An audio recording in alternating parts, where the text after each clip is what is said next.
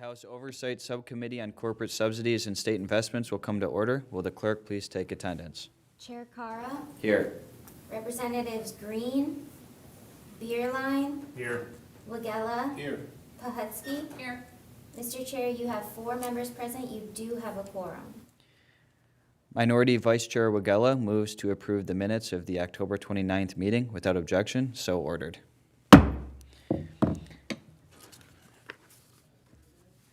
Originally, I had invited the MEDC to testify on the latest developments of the Gotion EV battery plant. They agreed, but later reached out and requested not to testify today, given the ongoing nature of the default and their efforts to claw back the $23.6 million in SSRP money that was dispersed.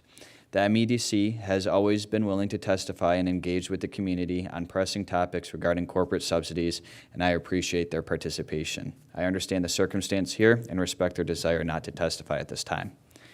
Gotion's default is not surprising in the sense that corporate subsidy deals tend to fail. Time after time, this committee has seen recurring themes with massive corporate giveaways. Taxpayer dollars are wasted, jobs don't materialize, and the politically connected disrupt local communities in hopes of taxpayer-funded financial gain. A recent study conducted by the Mackinac Center revealed that only around 9% of announced jobs come to fruition from subsidy agreements. That's a poor return on investment for taxpayers and fiscally irresponsible from state government. The Mackinac Center study concentrated on data from 2000 to 2020. Since then, Michigan's track record with corporate handouts has only worsened. SOAR was created by the legislature in 2021, and it has produced a string of additional failures, from the abandoned Gotion EV battery plant to the fledgling Blue Oval project in Marshall to SanDisk backing out of the Mundy megasite. As a state, we're batting .09, likely worse since 2020, and there's no reason to believe that will improve. Many see 25 years of failure and believe that our state government just hasn't found the right answer yet. The idea that we can continue the fundamentally flawed practice of corporate handouts in a way that is less bad is erroneous. There's no indication that the state is capable of facilitating economic development in a way that both respects market trends and provides significant return on taxpayer dollars. Besides, it's not the proper government to drive the economy. Putting up guardrails saying you can't poison your neighbor, lie to customers, or otherwise defraud people, and how many guardrails are needed and why are legitimate conversations. But what is not legitimate is to tell hardworking middle-class families and small businesses that they must pay higher taxes to subsidize government and big business centrally planned schemes that confiscate their money for the profit of the politically connected. Many also believe we can't give up on corporate welfare because states with better economies offer handouts to connected businesses. It's not our concern that other states have jumped off the bridge of corporate giveaways. Instead, Michigan has the opportunity to take the lead on protecting free and equal opportunity for all businesses by leading the charge with less rules, regulations, taxes, fines, and fees for everyone. Government doesn't know how to drive the economy, and it never will. The free market is the best economic driver, and market processes should not face artificial interference by government. While SOAR deals typically include performance metrics, the details are often generous and can easily be amended. I hope that clawback efforts will be successful because the people of Michigan are long overdue for some good news regarding Michigan's abysmal record with corporate giveaways. Gotion was particularly egregious. An EV battery plant was set to be located in a rural township who is still bogged down in litigation and should be reimbursed for legal fees battling this company tied to the CCP. As the committee previously explored, Chinese corporations are obligated to commit espionage on behalf of the Chinese Communist Party, a practice Michigan is already far too familiar with given recent incidents at Camp Grayling and the University of Michigan. The details of this deal were appalling. Years ago, I, along with 2 of my colleagues, talked to 36 residents of Green Charter Township. 30 of the 36 surveyed said explicitly they did not want the project.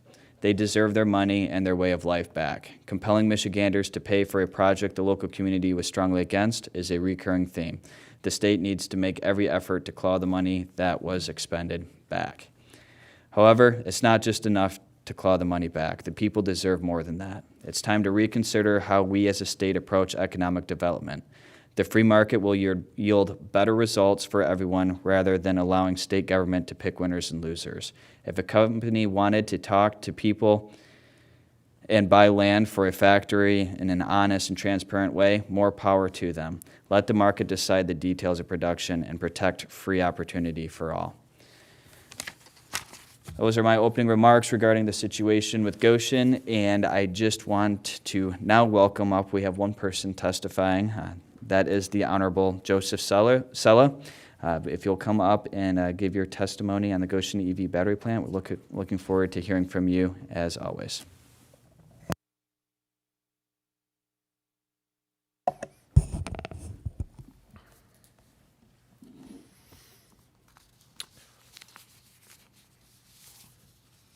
Well, good morning, Chairman Kara, thank you. And good morning, Vice Chairman Wagala and fellow committee members. I appreciate the opportunity to be with you this morning.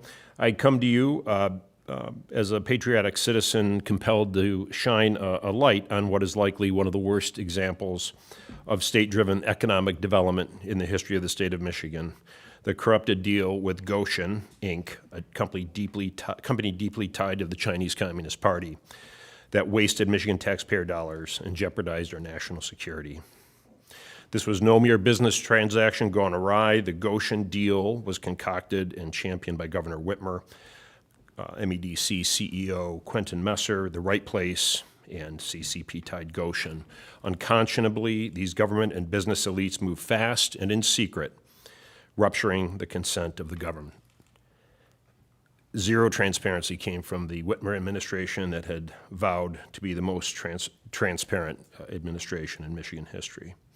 This was made worse by the backers of the deal refusing to perform any strict scrutiny or due diligence, whether through a market analysis, technology assessment, studying consumer demand, the prospective ROI in taxpayer dollars, and certainly geopolitical dynamics. These backers also defied the directives of our national security and intelligence agencies to vet such a deal with a CCP-tied company that was involved in a textbook subnational incursion and influence operation designed to burrow deep into the heartland of Michigan. And I would note that's a short hop away from the secure U.S. military installation of Camp Grayling.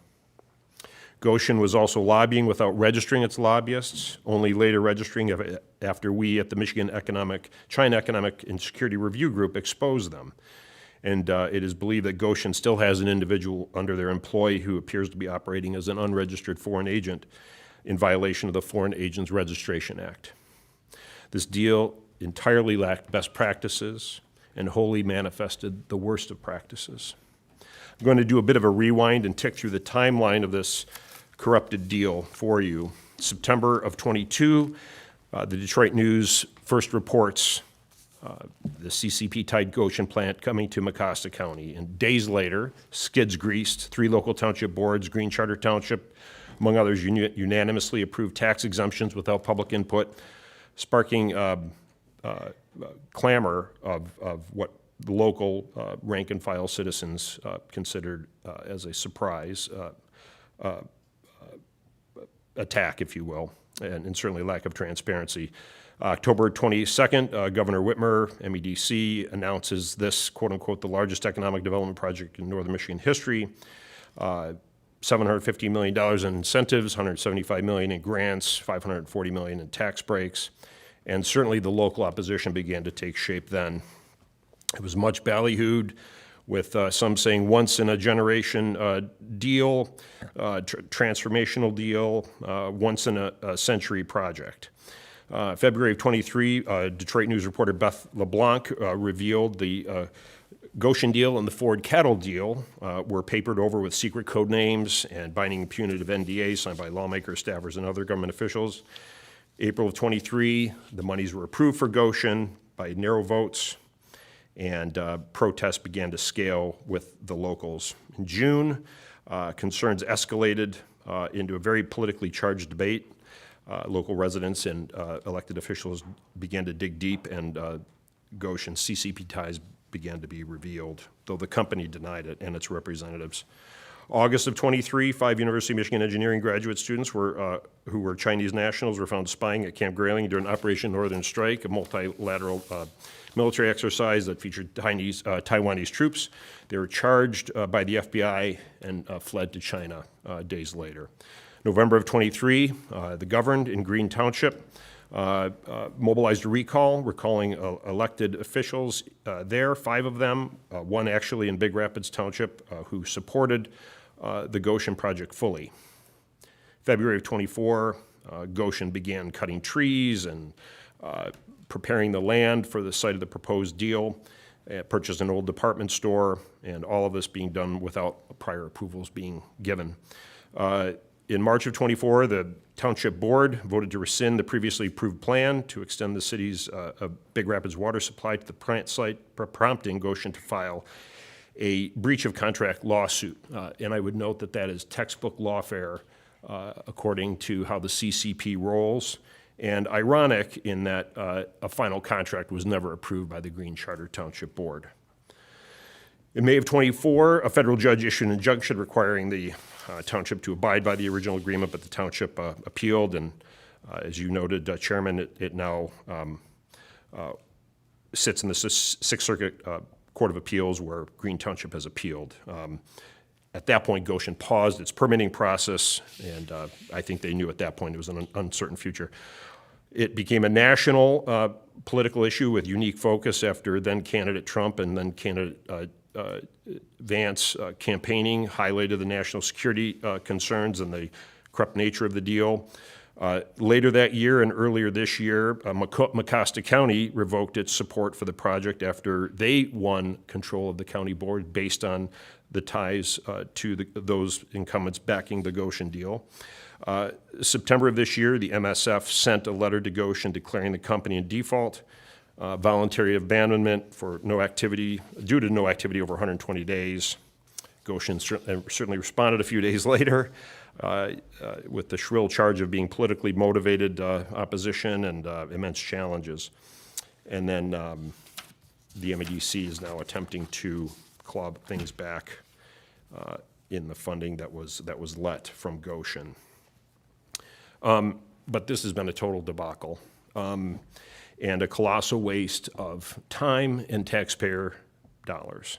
It's an example of how not to conduct business and do economic development, if that's even a role for state government to play. All of this, every bit of this, could have been avoided. Had the most basic of due diligence and strict scrutiny been performed, the weakness would have been on display for all Michigan taxpayers to see, and you, their representatives. It took patriotic citizens weeks and months to pull back the curtain, doing very hard work on the wizards secretly working the levers of this corrupted deal and expose them in all of its inner workings. While the dust is still settling and some unknown things lingering, I think it's good to, celebrate, take a breather from what appears to be Gotion's impending demise in Michigan, while remaining, as it is said in Latin, semper vigilans, always vigilant. And I appreciate your good work here today to continue your deep dive on the way business has been done. Citizens in Green Charter Township exemplified how our founding fathers got it right. Sovereignty comes from the citizens. After government and business elites worked fast and in secret, they righteously rebelled, educating and mobilizing fellow citizens and exposing the head-to-tail corruption of this deal. The consent of the governed was violated. They rose up, exercised their constitutional rights against all odds through prayer and hard work, and made history in the United States of America.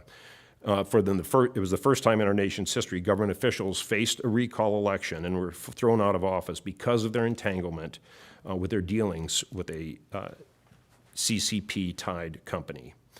These citizens are models of faith, courage, strength, tenacity, and patriotism. They wrote the playbook for other communities across the United States to follow who may face similar circumstances. And you here, representatives, I would suggest, are writing the next chapter of that playbook. It's very important and can't be overstated. It was a blessing, a joy, an honor, and a privilege to fight with these patriotic citizens who had the hardest jobs on the front lines of this battle in a community that was torn apart.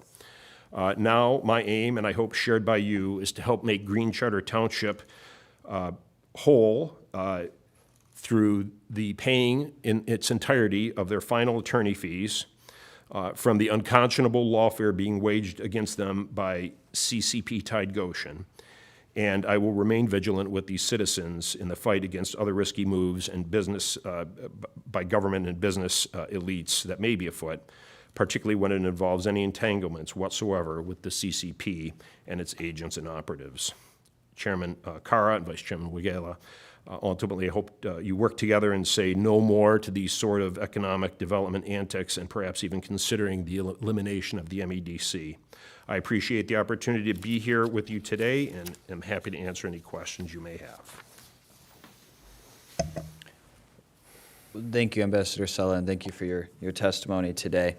I just want to start off with the numbers. There was $125 million in CIP or critical infrastructure project funding that never got appropriated to Gotion. But then of the $50 million in SSRP or Strategic Site Readiness Program funding, $23.6 million was appropriated to Gotion. And by this point, it seems like that is the main question in terms of money that has gone to them. Do you know where that money was spent? I want to get this right, and you may correct me later, but I believe that the $50 million line item went to the right place. And the monies expended, as I understand it, were for land acquisition, site prep, and engineering work. I've been told that the engineering work done is not much at all. I think there are sort of receipts circulating around out there for what was, I think, paid to the right place and others. But it is well known and really shocked the locals of the grossly inflated price that was paid for that land. And it's again, just another element of the unconscionableness of this whole thing. So in terms of any type of infrastructure, preparing for a massive building to be put there, it doesn't seem like that's been done. They've bulldozed a bunch of trees, and we just have this vacant area. And what do you think should happen with that property moving forward? It's a great question, Representative.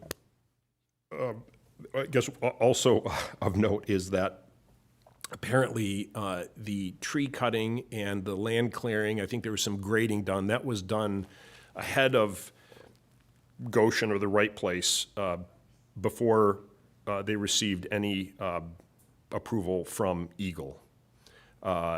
So as far as the land is concerned, I guess if I were to have a wish list, or I would say as a matter of justice, I would say through maybe plantings and transplantings, restore it to its once pristine state. I know that's some sensitive wetland there. I think that, again, wish listing here, an idea is to, God willing, Gotion plays nice and settles up with the state, and perhaps the state then does a quitclaim deed, and it is deeded to Green Charter Township for them to do with it as they wish.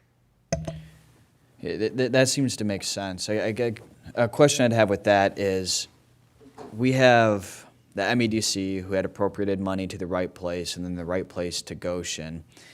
And then the MEDC wants to come in and say, well, hold on, you guys didn't do what you said you were going to do. And that's true, but who is the victim in this circumstance? Is the MEDC the victim, or is it the taxpayers of Michigan and the township who are the victim? And what should happen with this property moving forward? Should the MEDC just be allowed to sell it to somebody else, or do you think that it should probably go a different route? Yeah, I think that I leave it to your good offices to come to this, but I think that you use an interesting analogy. So I think back the old Cowboys and Indians days, the cowboys with the black hats and the cowboys with the white hats, sort of the good and evil representation. Symbolically, I would say that the actors, those involved, stakeholders wearing the white hats, I would definitely say are the Michigan taxpayers and the residents of Green Charter Township and Big Rapids Charter Township, I would say.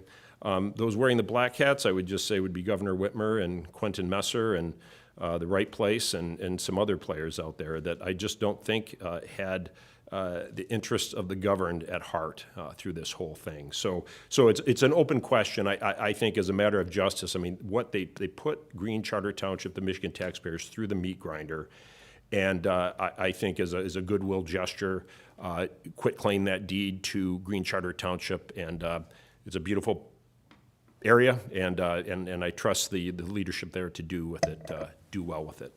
Very good. Next question from Vice Chair Green. Thank you, Mr. Chair. Thank you for coming. It's always a pleasure to see you. And this may be out of your wheelhouse, but do you know what the annual budget of Green Charter Township is? I asked this last week, and I know we need to ask the Green Charter Township folks this, but you may have this answer. Do you have this answer? I do not. Okay. And I guess just the reason I ask is both townships, I imagine their budgets are very similar to my township's budgets. Very low maintenance. I mean, we're experiencing this right now in Greenwood, believe it or not. Very similar situation. And I guess, do you know how much the total legal fees were? I don't. I think the meter is still on. Yeah. I don't know if it's running anymore. I'm semi-confident that the Sixth Circuit Court of Appeals is going to level an adversarial ruling for Gotion against Gotion. I think the meter will still run. We'll see what Gotion does at that point, but I would say that we're at this point looking at an off-ramp. So I don't know what it is. I would say it's probably south of $1 million, but when you're talking about a rural township, not much tax base, very hardworking people who are in these tight inflationary times, work very hard for the basics.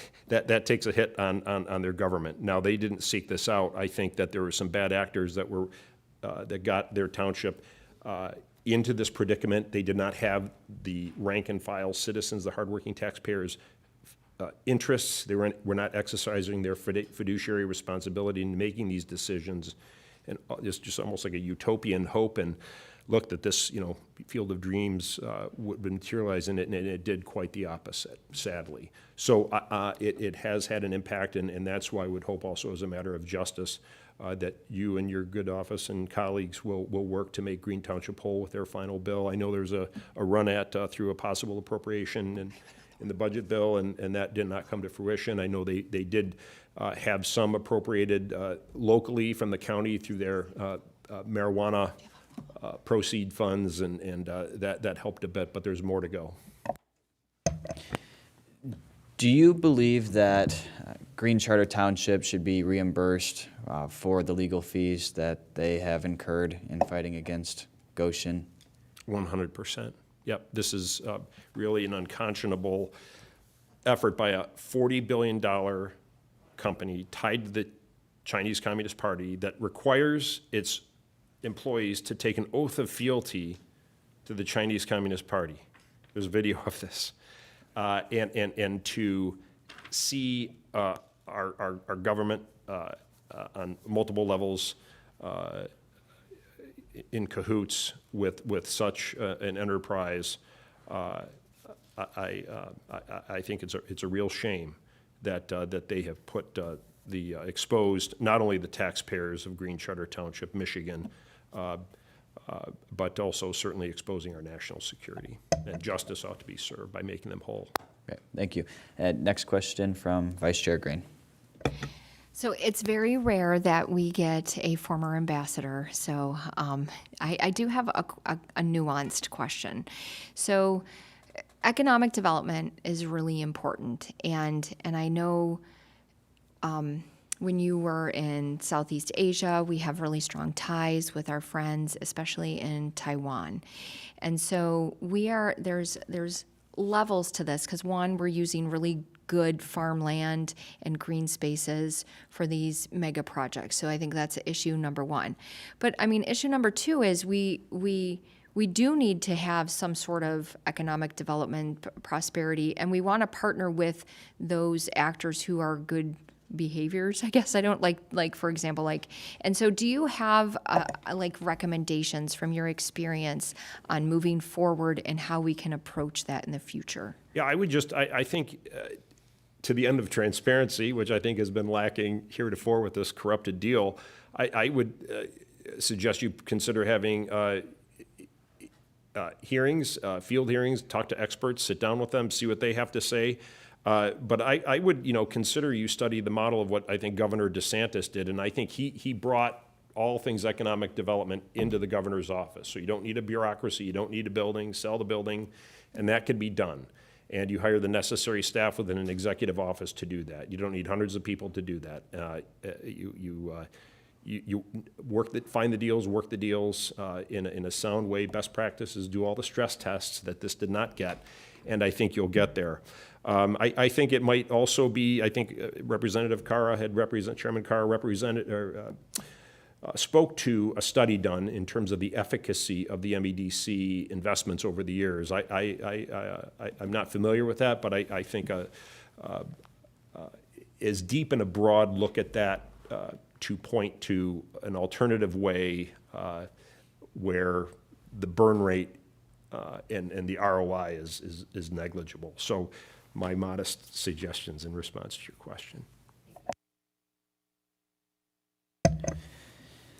Do you think it's likely that Gotion High-Tech bails out the American subsidiary Gotion for this project? Yeah, great question, Chairman Carra. I think that when you're talking with China, you may have a mothership in China, Gotion High-Tech. They sort of anglicized their name Gotion, one part for PR purposes, but the money is all just fungible. I mean, you may be papered corporately, you may have a different bank account, but it's really one and the same. So candidly, they could have afforded all that Michigan taxpayers were put over the barrel for. And again, that just shows how influence operations and the subnational incursions work, and unfortunately we're duped. So I appreciate you and your colleagues here bringing light onto that to make sure that doesn't happen again. Very important. Next question from Minority Vice Chair Wagella.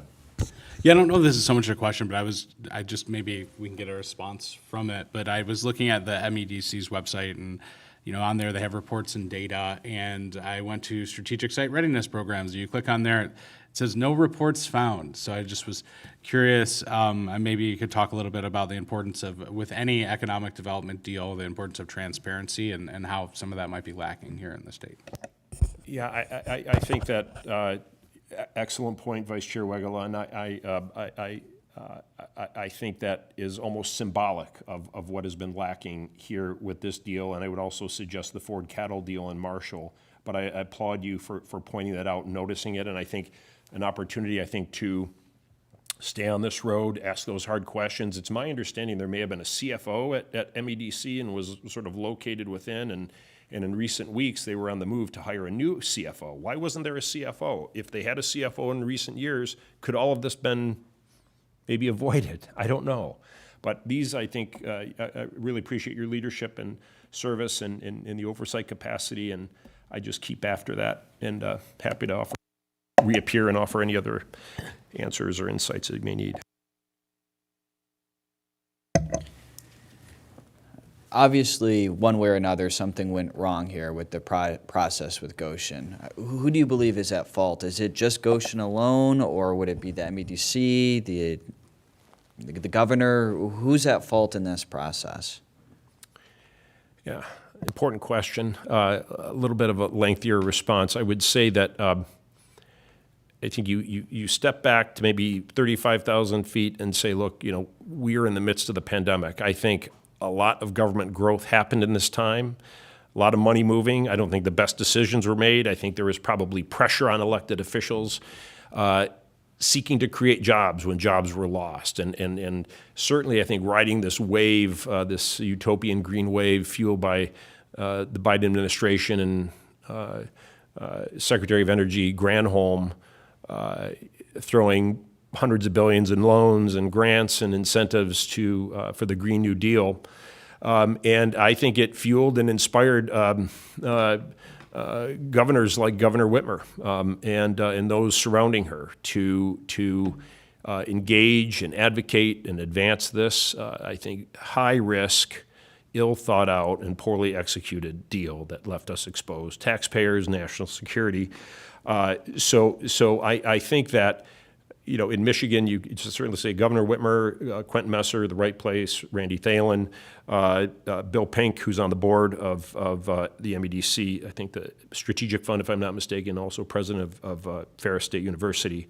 So you appreciate the role of holding people to account that have had a seat at the table here and really didn't do the due diligence as they should have. And I would note also that you may remember there was a hearing, I think, in the Senate, and I think Senator McMorrow, who I think supported the deal, asked Quentin Messer, about the due diligence done, and heretofore, when it came to the Gotion deals and the cattle deal, he had said that all had been done and super due diligence and thorough and squeaky clean.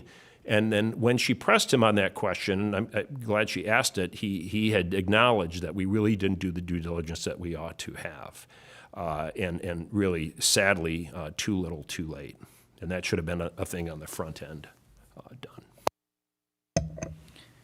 As to the $23.6 million that has been dispersed to Gotion, do you think that we'll be successful in getting some of that money back, all of that money back? And what would be different about this situation to where we might be to get some of that money back where maybe we wouldn't in other circumstances? Could you repeat the last part of your question there, Representative? Yeah, I guess just, with this $23.6 million that's been dispersed to Gotion, do you think we'll get all of that back or some of it back? And are there any elements of this that might make it more likely that we'd get it back than in other circumstances? I don't know. I think whenever you're dealing with a company that's deeply tied to the Chinese Communist Party, all bets are off. So they have the money. They could walk away from it. In the midst of all of this fog of war, or whatever you want to call it, as this deal unraveled, it seemed like the center of gravity of what they wanted to do shifted to Manteno, Illinois, where they are in operation or soon to be in operation. I guess it remains to be seen. I can tell you that I'm picking up from the locals that there apparently is a company here in Michigan that I think they're trying to make lemonade out of the lemon, so to speak, and have a company come in and pretend that all is well. But again, I think that this applies to both sides of the aisle. I'm very concerned that if that is indeed afoot, it is being done fast and in secret. The same problem that got us here in the first place. That's why we're here today. So I would just urge caution there and keep an eye on that if you might, you and your colleagues. So I would just say we'll just have to see. I think a couple of things are being maneuvered here. I understand MEDC may sue Gotion, and as in all, if it comes to that, but parties often try to settle out of court, and they may. I mean, we'll just have to see. But I hope the better angels prevail in this instance, as they haven't in the past. Good. And I guess towards the concern, making sure that we're cautious, what should we do in terms of a process when we're considering deals with companies from foreign countries? Is there any special investigation or research that should be done, like perhaps a CFIUS review or something of that nature? And was it done? Superior question. I was reached out to in early February of 23. My first engagement with this out just after my former ambassadorial colleague and now ambassador to Canada, Peter Hoekstra, wrote an op-ed in the Detroit News. And a local elected official in Big Rapids Township reached out to me, and they were looking for direction, help, advice, what to do. And the first thing I suggested was that they explore a CFIUS review. And they reached out to Gotion. They were not playing nice. It's a very turnkey thing. If there's nothing to hide, just open your books. There are states underway, discussions in states underway, and there may be practices in states in place where a state version of the CFIUS review is in place. So whether the MEDC stays or it goes, I would just implore you and your colleagues to do a deep dive on structuring a vetting process where strict scrutiny and due diligence is done, particularly when it comes to adversarial regimes like China, companies that are based there. And I would in this, their corporate officers are named, their passports are seen. Pardon me, and a lot could be found out from that.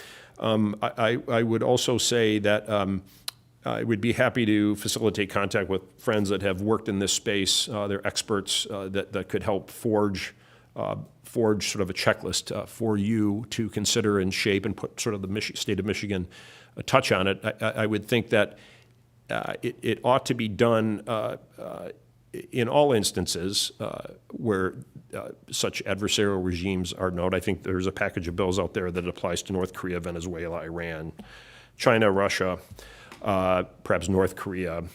But I think a particular mind should be placed on critical minerals and technology, but also in arrangements, particularly in EVs. And I don't know, they'll be a part of our future.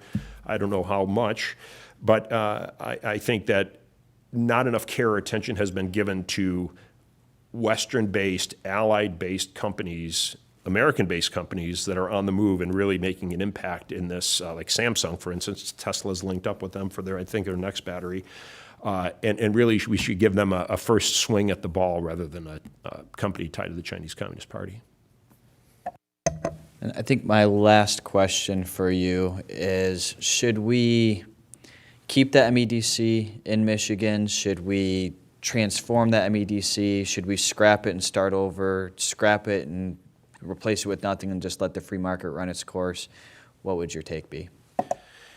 Important question. Just speaking to it earlier, I would just say that this has almost become, without diminishing some successes that may have been had in some states, and I don't know the full track record there, or certainly in Michigan, but it's sort of this a fad that's developed amongst states, I would say, with unknown, without a deep and broad analysis of the ROI, I would say mixed results.